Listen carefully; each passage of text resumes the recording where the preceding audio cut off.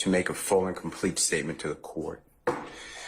For the record, and if God forbid this goes up on appeal for the appellate courts or another tribunal, commission, or administrative body, I was told, based upon information and belief, that when we arrived at 8:30, 9 o'clock today, we did not come into your courtroom until almost 11:30.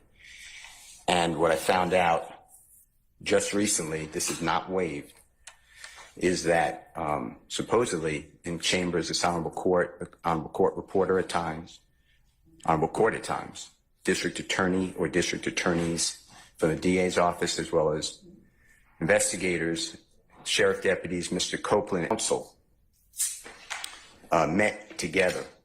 None of the defense team, to my knowledge, was aware that this was going on.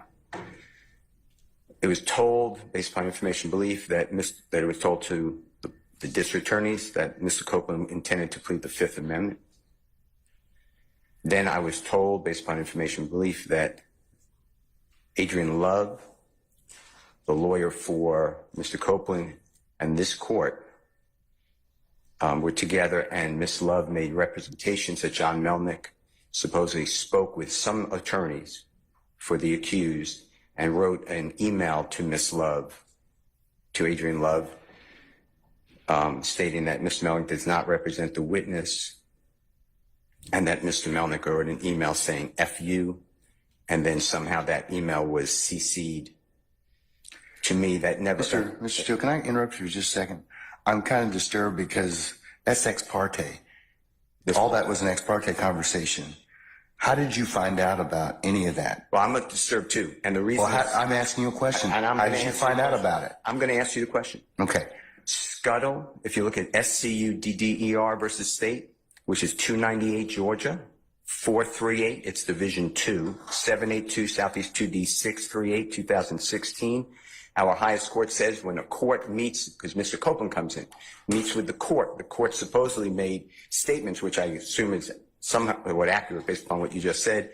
We're entitled, Mr. Williams and every other person wrongly charged here is entitled under the Georgia Constitution to be present. That's a critical stage. It's just like when you meet with me and you and Mr. Adams meet with me and others have met with me.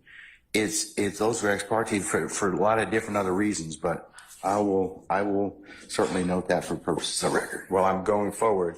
What I was told was that Mr. Copeland said... And you haven't answered my question yet. I'm not going to answer that question.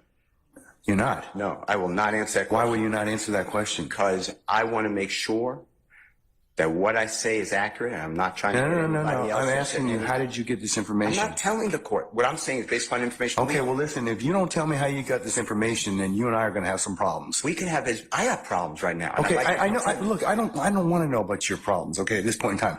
All I'm asking you at this point in time is, how did you come upon this information?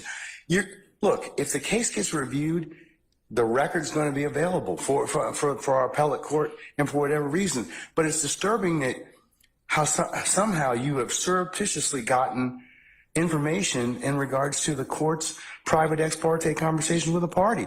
I mean, a witness who was sworn in Friday, the court's telling, this is what I was told. If this is not true, not true. This court handed Mr. Copeland. Tell me how you got the information. Listen, whatever you want to do. Tell me how you got the information, then we can go ahead and go forward. I'm not going to say that. What I'm going to say is this.